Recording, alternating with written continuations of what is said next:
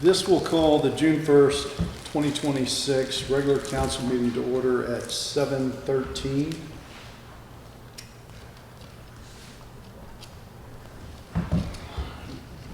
Before we begin our regular business, I think it's only appropriate to say a few comments. I want to address the profound loss that has touched our entire community. This past week, as many of you know, we lost two bright young men in a tragic accident. Their names were Cinder Musgrave and Daniel Martinez. To their families, their friends, their loved ones, and all who knew them, our hearts are with you, and this community grieves with you. These young men were taken far too soon. In their absence, it does leave a painful void. We stand together in sorrow, offering our deepest condolences and continued support during this incredibly difficult time.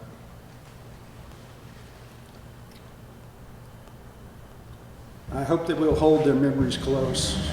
We will support one another with kindness and compassion, and remember that in times of loss, this community comes together as one. So if you will, please stand and join me in a moment of silence in respect for these young men and their families.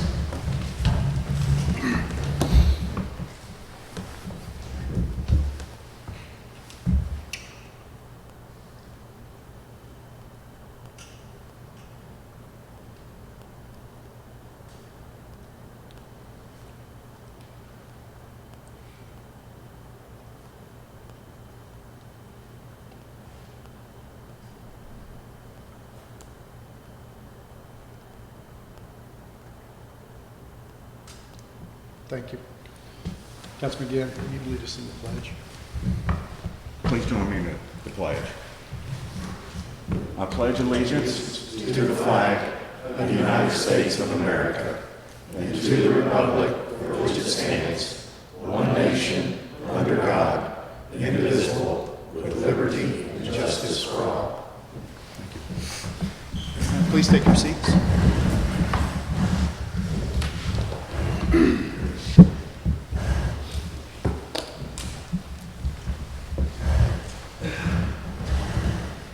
Our next item of business is citizens' comments.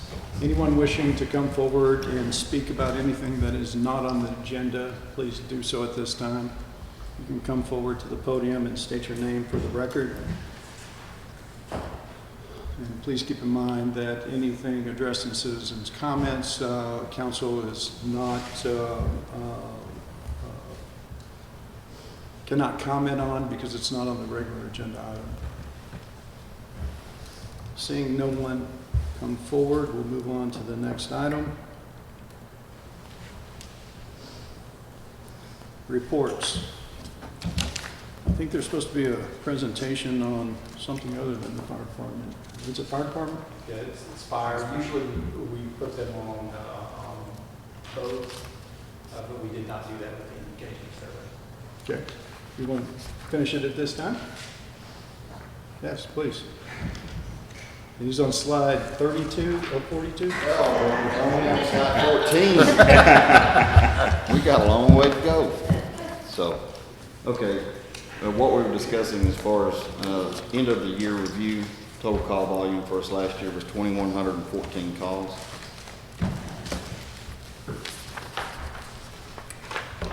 This is where we can spend a lot of time, and this is the requirement that it takes to be a firefighter paramedic for the city of Sanger, and these requirements come down from the state of Texas. So,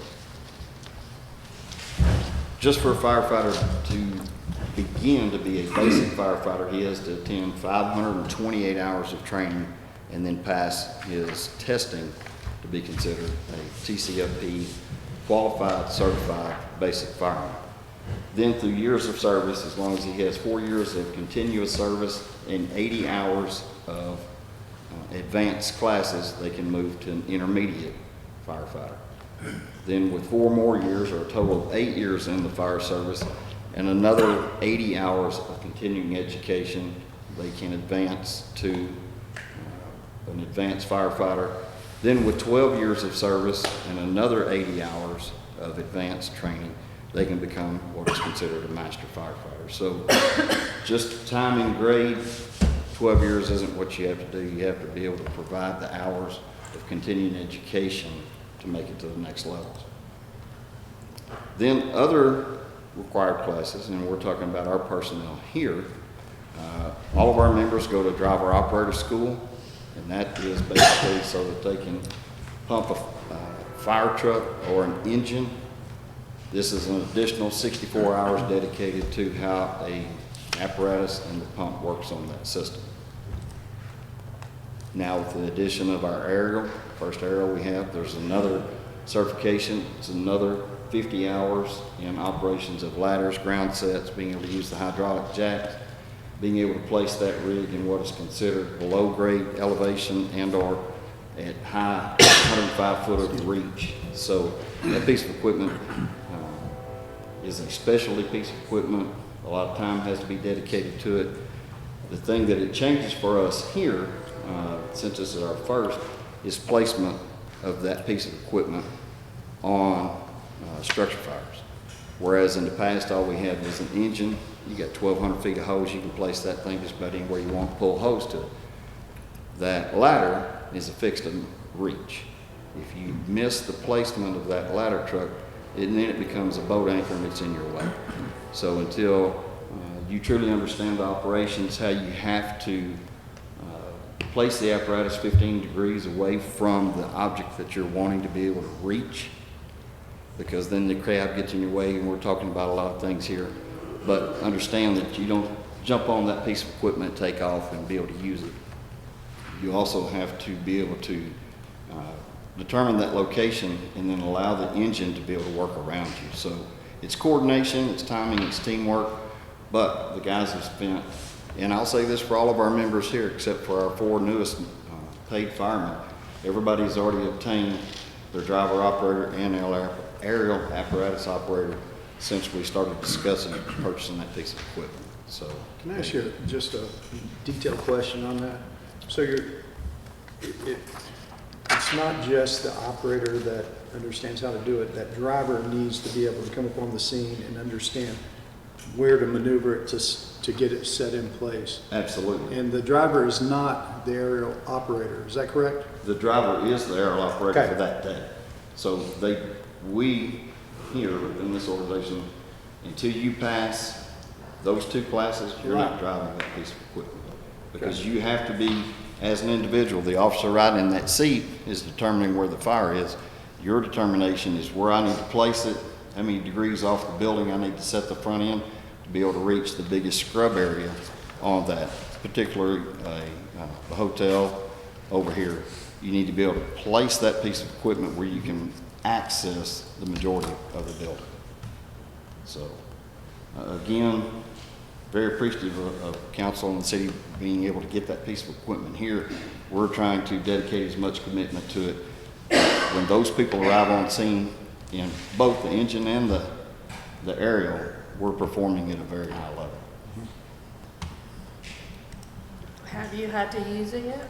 We have not had to have it on, but again, we're using it mainly for downtown area and the hotels, so we haven't had a reported fire in any of those locations. That's a good thing. Right.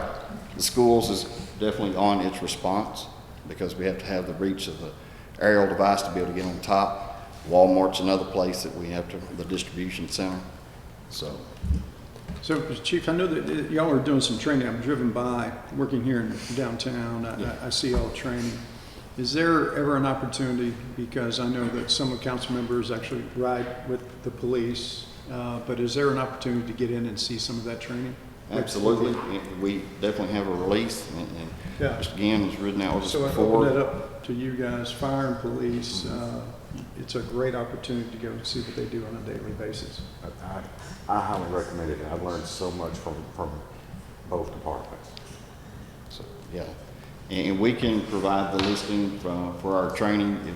If there's a specific piece of equipment that you want to see, we could list those. If you just send us an email, we can tell you what months, what we're working on, what piece of equipment that will actually be done the biggest part of the training.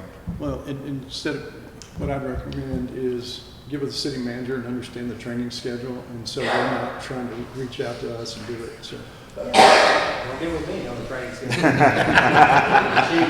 I'm just trying to keep your emails and everybody else, but Yeah. if you understand what their training schedule is, I tell you what, Chief, if you send me your training schedule, I'll get it out to everyone. Okay, we can do that. And we'll just we do it put that it, way. our crews know what it is a month in advance. We can add you to it, and y'all can see if there's something you want to come by and attend and see what's happening. Always more than welcome to come by and visit with us. Good So, stuff. other certifications several of our members here have are fire investigators. The basic, again, to receive a TCFP fire investigator, that class starts at 160 hours. To move up in advancement, again, you have to have that 4 years of service plus another 80 hours of training. To move into an advanced fire investigator, now when we say fire investigator, we're not talking about arson, we're talking about origin and cause. Now, if you want to become an arson investigator, they have to have these classes plus go to school and be TCLO certified as a peace officer. So, to be an advanced investigator, they have to have 4 more years, total of 8 years, and another 80 hours of training. Inspector is a basic class, again, another 156 hours to be your basic investigator or inspector, another 4 years and another 80 hours of dedicated training in inspections. To be an advanced is 4 more years, total of 8, and another 60 hours to become an advanced inspector. And then all of our officers here are working on their levels. Fire Officer 1, 64 hours. To become a Fire Officer 2, another 64 hours. Fire Officer 3, 64. Fire Officer 4 is 64, and our lieutenants are currently in one of the ranges of this. Our Fire Marshal, our Assistant Chief, all have achieved Fire Officer 4, and then the next level that they're working on is the Fire Service Chief Executive Officer. You have to have obtained Fire Officer 1 through 4, and then you have to attend Mays Business School down at A&M for another 40-hour course. And can I clarify something? All the different hours, those are all classroom. It's not just being on a ship. Those are actually classroom. Are they proctored here? Or are they online courses? Where Some of them these are done? online courses, and then you have to go down to a testing site and take your, each one of these is a tested certification. Mm-hmm. So, yeah, a lot of it they do allow. Obviously, some of it they can't. The investigator has to be in classroom because you have to be able to have the ability to go to a burn lab and that type of stuff. The fire officer courses up to Fire Officer 4 can be done online as long as you go down again and pass the TCLP testing. Okay. And then obviously the Chief Executive Officer has to be done at Mace Business School at A&M. Now, for the other part of our requirements, Texas has 5 levels of EMS certification. Highest level being a licensed paramedic, then an EMT paramedic, EMT intermediate, EMT basic, and an ECA. For the city, we attempt to make sure everybody is hired in as a paramedic. We have in the past dropped that back down to an EMT who's currently in paramedic school. So they're already certified as a TCLP firefighter, and they have obtained the EMT basic and are normally working on their paramedic licensure. And to put that in perspective, they're not hired on unless, and for the longest time, it was a paramedic and firefighter. They had to have those qualifications. We're Correct. used to, you could be an EMT, come in here and train and become a paramedic. You have to be dual certified Correct. to be employed at the Sanger Fire Department, which is pretty big deal. Yes. And here, talking about the, is what it takes to become an EMT and/or any of the above licensures. You have to be at least 18 years old, have to have a diploma or a GED. You have to complete the Texas Department of State Health Services EMS training. Then you have to pass the certification application, pass the National Registry after paramedic school. You have to be fingerprinted both in Texas and by the FBI criminal background history check. This paramedic school is a 2-year program, so they have a lot of time invested not only in the fire certification, again that was 528 hours, plus 2 years worth of EMS, and then pass this background checks. So we have a lot of dedicated members, going back to what the mayor was saying, hours spent in training. But I will say that this organization in our city support and continue that advanced certification and training for our members. So Is this the same 2-year EMS program that the Sanger ISD offers? Or is there's just the firefighter? Is it firefighter and EMS? no, they're separate. But So what does the Sanger, do you know?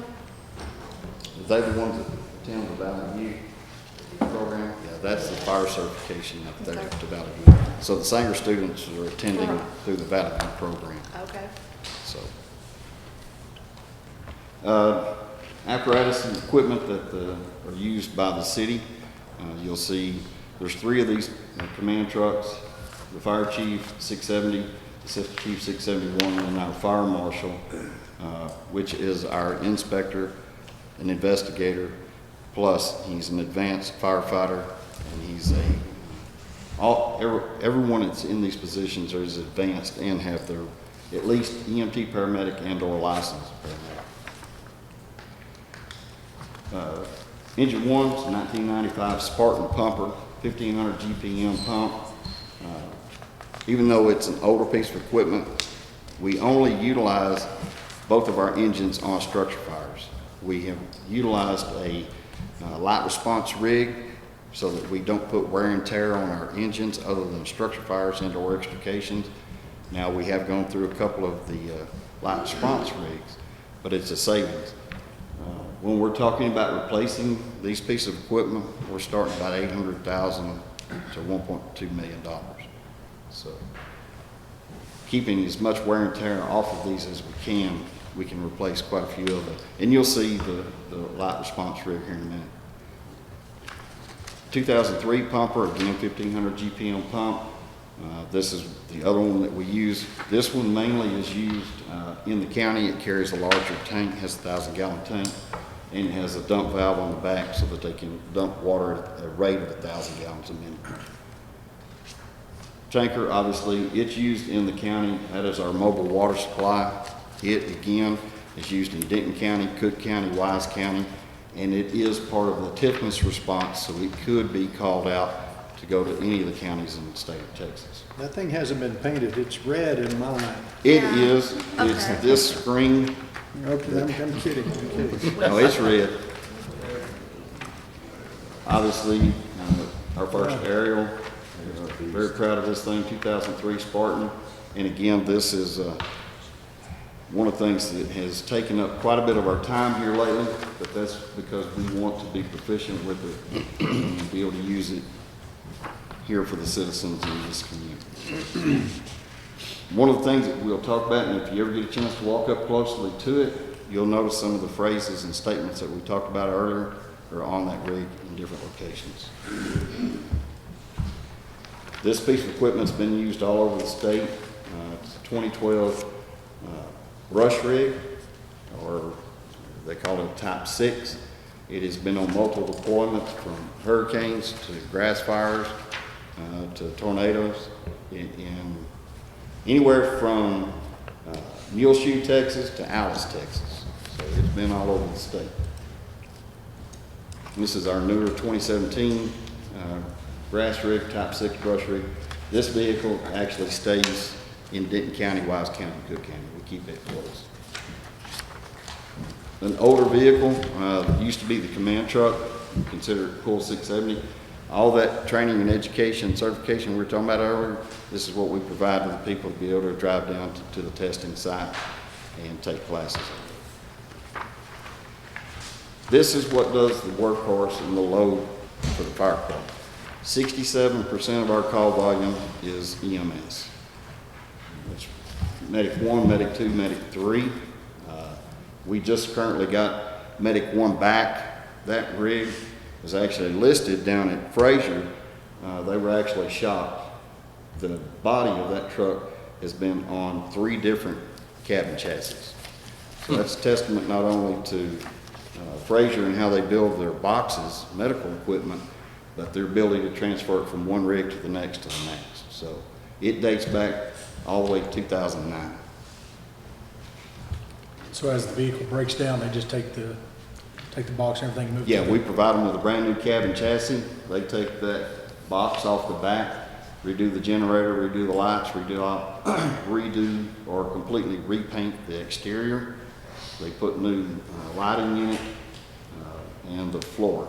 So the frame itself is obviously, kind of what we're getting at, but it's about $167,000 savings every time we transfer it to a new cabin chassis versus purchasing a new rig, a complete new rig. Impressive.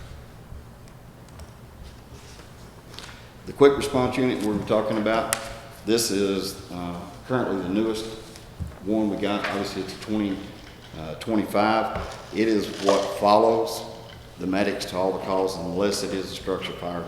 The crew members on this exit this vehicle, get on an engine, take an engine and or tanker or the aerial to whichever type of fire we're talking about. This rig originally, the first one was 2014. That box that you see on it or the bed itself, we did the same way. That's a brand new cabin chassis, but the body itself has been refurbed and put back on it.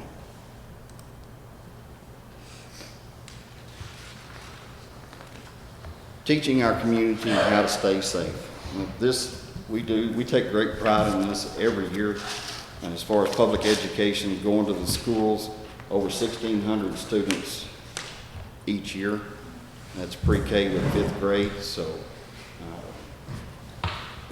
some of the kids enjoy it, and then you see the unit over here on the right, the trailer, the smokehouse, and then some of them absolutely refuse. They're not going in there. So, and that's okay. It's just an opportunity for them actually to have to crawl through a building when it's smoked up. So it's a fun opportunity, and one day if we're having those, they're always in October. If you want to attend along and see how the kids react. Surprising thing, everybody thinks that the kids love firemen and they're always going to run to them.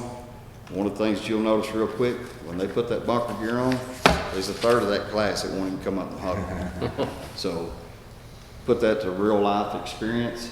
You crawl in a room where there's someone trapped and it's a small child, a lot of times they'll actually hide from you in the closet, under the bed. They're not coming to that person, even though we do this every year. The guys put on their gear every year. It is an opportunity to try to make them feel safe around them, but it doesn't always happen.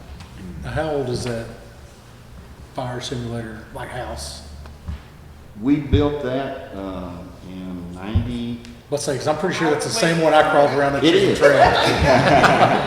And I'll pick on you. Your dad helped build it. So there you go. I'm gonna say that one looks awfully familiar. That's the exact same one. So it's, I want to say it's a 94. So we've had it for a long time. Yeah. Pretty sure I was a guinea pig. You probably were. So we messed over your blanket and pillow. So this is one of the kids over the years. He's actually graduated high school and has come back several times, and he'll tell you that was one of the best days of his life. So we just kind of keep him in there. We do this every year, and hopefully this is just something we do the first 3 days of school. We try to get that message out along with PD, trying to get people to slow down around the school districts because they've been out all summer, hadn't been paying attention to it. So if we can be out there with lights on, just give them 2 or 3 days to remember to slow down around the schools. So again, this is over at Butterfield this past year, so it always is a good time. Kids may not like it, they have to sit out there in the heat for a while, but we get a kick out of getting to see them and just let them crawl through the engine. Some of them have great questions, and other of them, again, are just as afraid of us as if we were the monster under their bed. So, one of the other programs that we get good response around, obviously Santa Around Town. This is we've been doing this since 1995 in different forms. Obviously, it's not as big in 95 as it is today. It takes 6 days now with the size of the city growing. So next year, we're going to have to add a day. We already know we can't get the entire city done in 6 days. So.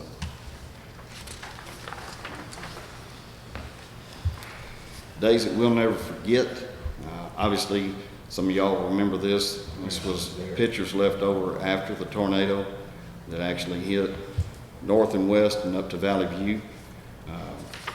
This home that you'll see here on the bottom is actually out here at Jones Road in 1190. These people actually happened to be home when that came through. So, and unfortunately, the house was only about 2 years old. They have rebuilt though. And if you go in the garage and look, they have a storm shelter bolted to the garage floor. So, this accident unfortunately happened out here on 51.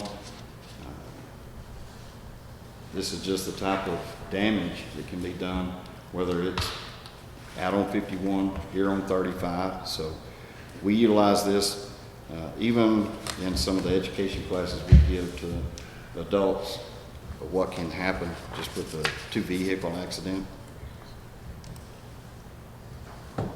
This is actually on 35, 18-wheeler, hit the Jersey wall, removed the axle and everything out from under it, and actually caught on fire. So,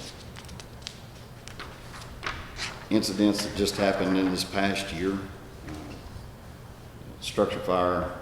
The picture on the bottom right is several vehicles that happen to be out here at the marina.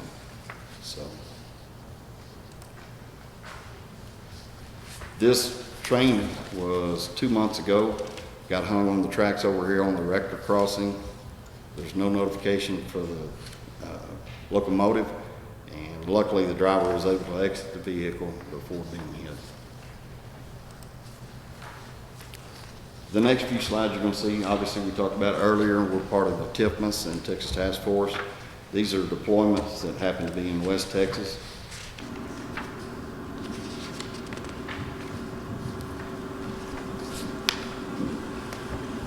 And people may ask why we're actually part of TMS or TIFMAS and or Texas Task Force. Both of these agencies, we provide personnel and equipment to go out. They reimburse the city for allowing the personnel to go out, but they also help train them. So if we're committing the people to them, they help us with payments to get people certified either in wildland, rescue, swiftwater. So there's 2 different divisions here. TIFMAS has a wildland division and an all hazards division. So depending on what you sign up for, again, we get additional training by being part of this program.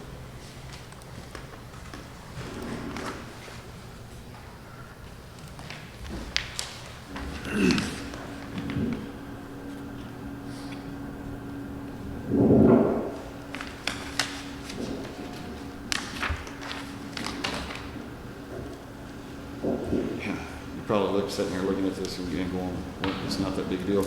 These are actually the fires that we put on the ground ourselves. We don't use water when we're out 5,000 acres. We actually burn out in front of the event and allow the 2 flame fronts to run together. So that was actually, there's crew members out in this actually starting this fire. This deployment, I happened to be on this fire. This burned 1 million acres in 3 days. This is the Smokehouse Creek fire. Just to show you the intensity of the wildland or grass fire.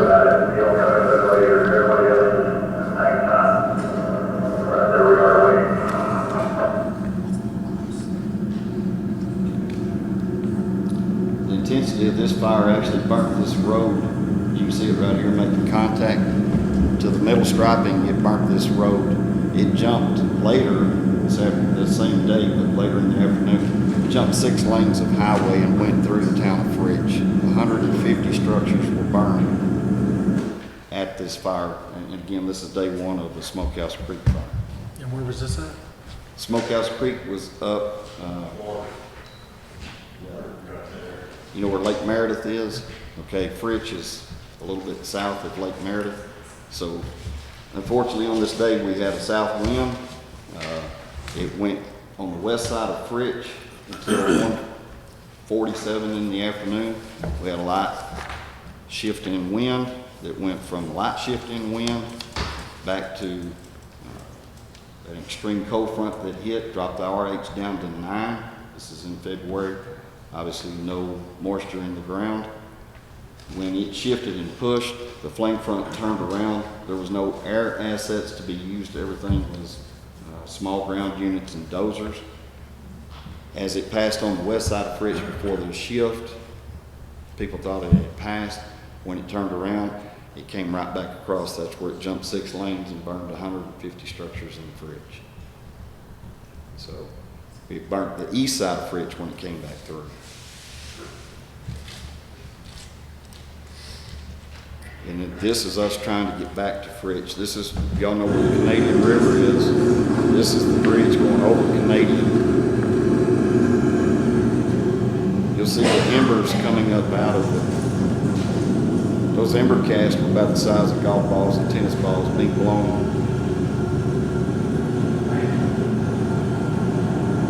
And again, the deal with Tiffness is it seems like we're allowing our piece of equipment to be a long way from home.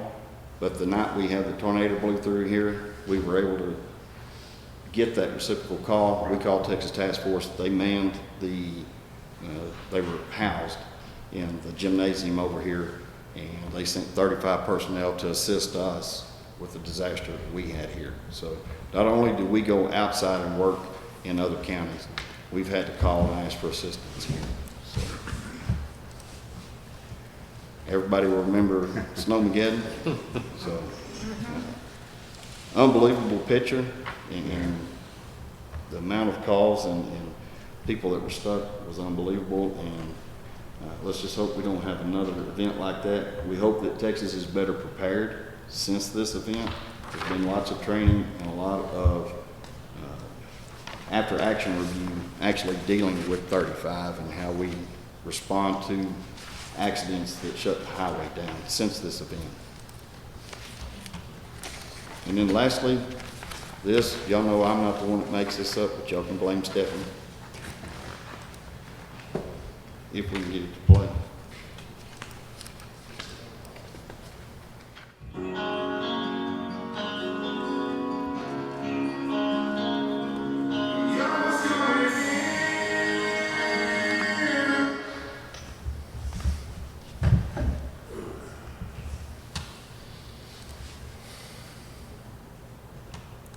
All right, Stephanie.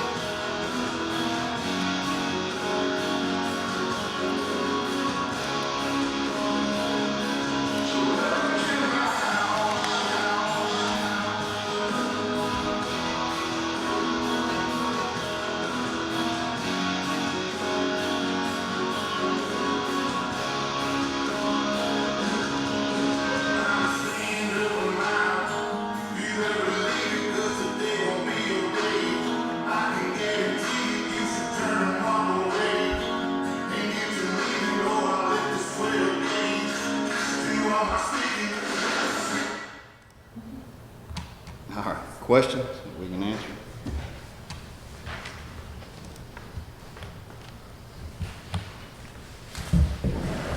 That's easy. Thank you. Thank Appreciate you. you. Thank you, Chief.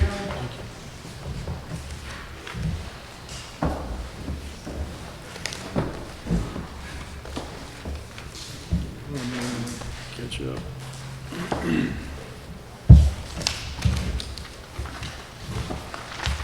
The next item on the agenda is a consent agenda, and we have 3 items. We have the minutes from May 13th, the minutes from May 18th, and then an item from TxDOT. Council, are there any questions on any of these 3? If there are, then we can remove one of them or all of them.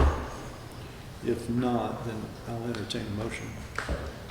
Mr. Mayor, I'll make a motion that we approve the consent agenda as presented. So we have a motion from Councilman Gann. Do I hear a second? Second. We have a second from Councilman Burris. We have a motion and a second to approve the consent agenda as presented. Any other discussion?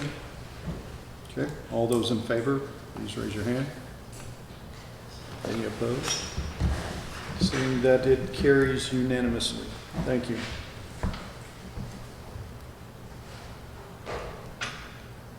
All right. The next item on the agenda is an action item, item number 7. It says, consider impossible action on a contract with Granicus and the Delcon Group providing for live streaming and recording of city council meetings and authorizing the city manager to execute such agreements. Mr. City Manager, you have something you want to share on this? The city secretary has prepared all your information on this item. This Okay. is an item that you requested come back to you after we had a chance to record some meetings and get additional feedback as, say, additional data related to who's watching, when they're watching, and those things. So if you have any questions. Can you give just a background? Because we just so everybody's up to speed, I think this side of the room is, but maybe not this one. And do you want to, or would you like? I'll give you that. We did record meetings up until Right. last year, 25. Mhm. That was at a workshop. It was determined that we would go ahead and utilize Duran photography to record the meetings initially and gather data against the forms. This portion here, again, that Kelly could talk to you more about, was pursued with Delcom Group to look at outfitting this room to do the full production of that. When it came the first time, again, the council requested additional time using Duran photography to gather more data and then to review at a later date, which is now, how we wanted to move forward, or if we wanted to move forward. And so right now, the videos are recorded and then posted later. Videos are recorded. They are not edited. The law prohibits that. So Right. they're dumped in a file, and then the city secretary's office will go through, and whenever you view them online, you know they're marked. That's done manually, the city secretary's office, and then they're posted. They're not live streamed. This would allow live streaming, and again, I'm sure Duran Photography would provide live streaming as well.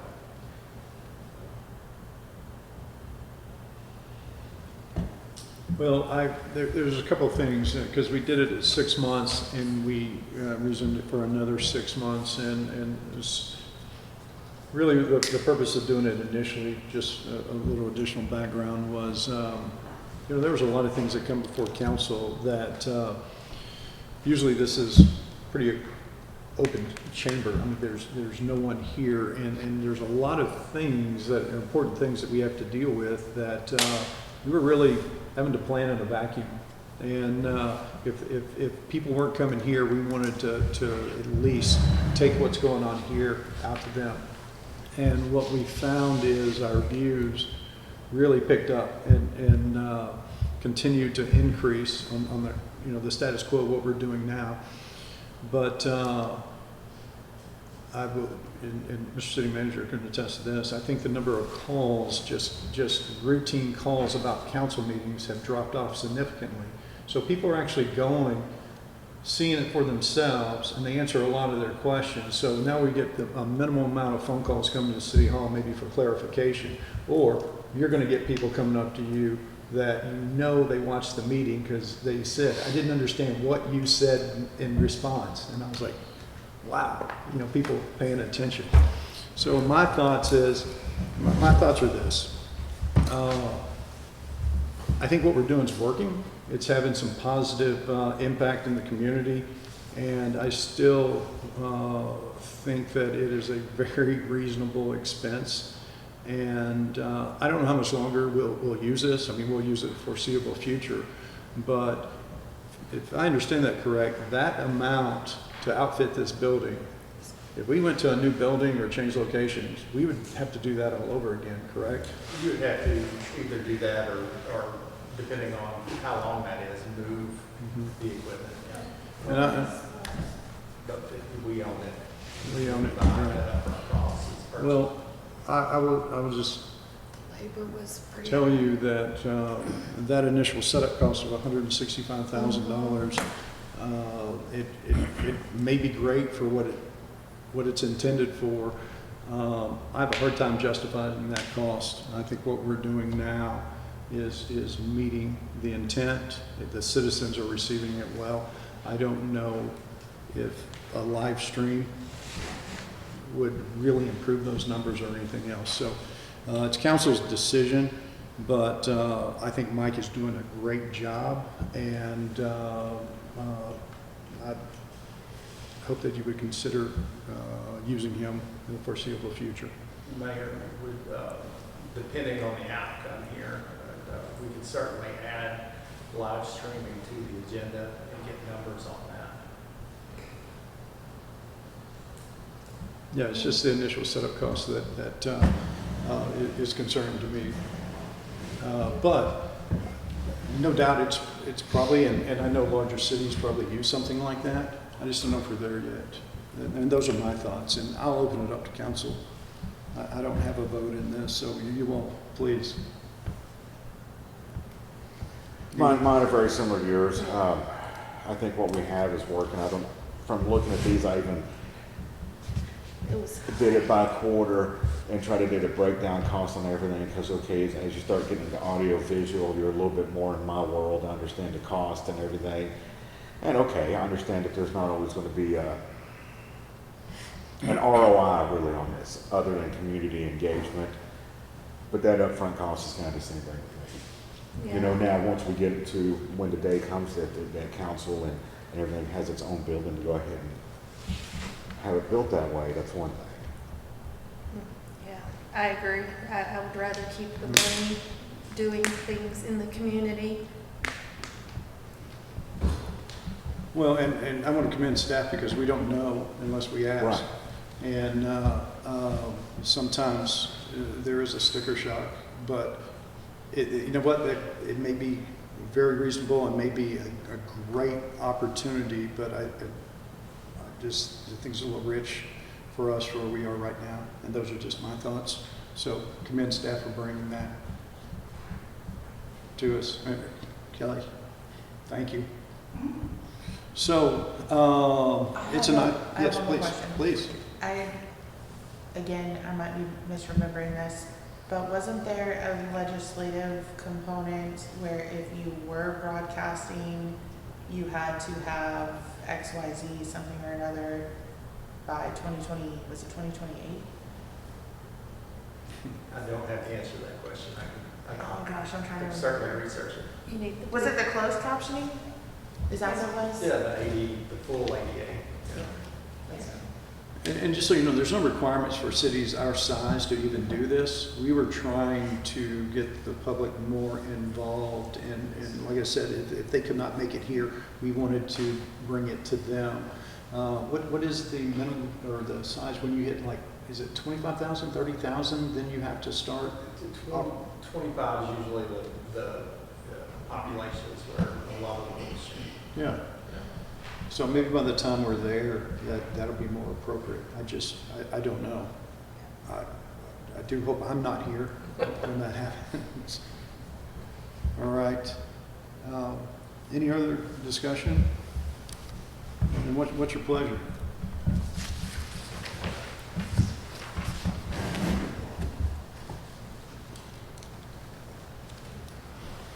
And what are the options? If we were going for, if we were going to approve this, it's easy, you would approve it. If you don't want to, take no action, or there's take no action, or there's a deny it. Yeah, I mean, I would, unless you want to see it again, I would just go ahead and deny it. No, and that's good information, just so everyone understands what that means. So I'll entertain a motion based on. So we're going to deny or approve the contract that she sent to Or us? take no action. I mean, Okay. you have three, but there's consequences with each one of those. And so if you take no action, it's going to be on the agenda again. If you do not want to do this, then we deny it. Or you approve it and we move forward. Those are really your three options.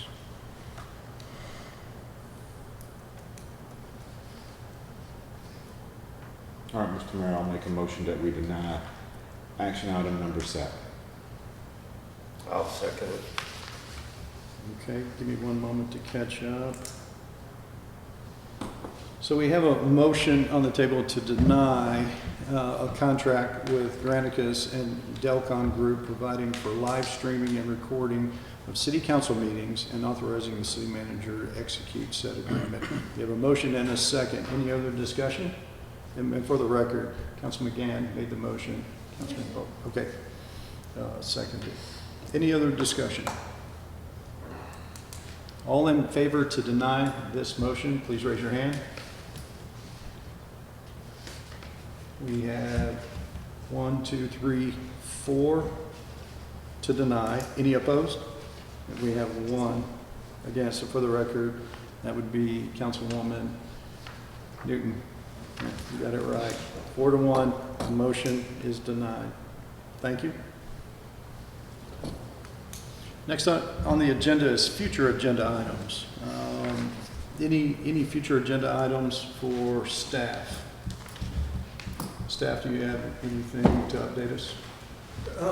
Mayor, I'll have the date, and you'll get an email on this, for the workshop scheduled as July 17th, which is a Friday morning, as we typically do, with the alternate day or the backup date of July the 31st, if anything happens that prevents us from meeting on the 17th. So the 17th is primary, the what is? 31st. 31st is alternate? If I'm back at school that week, it's okay if I don't come. Okay. When are we back in school? I think we go back the 28th or 29th. On the 17th. Yeah. Yeah. So I'll be good with it. Otherwise, I'll write you a pass. Okay, thank you. I need a note. All right. All right. Any other future agenda items? All right, nothing heard. We'll move on. Information items. Council, you'll see several items in your packet. Republic, the financial report and disbursements. Any questions on any of those? And if you ever have those, you can reach out directly to the city manager or Clayton to answer those. Okay. Not seeing anything else on the agenda, then we will adjourn this meeting at 8:02. Thank you.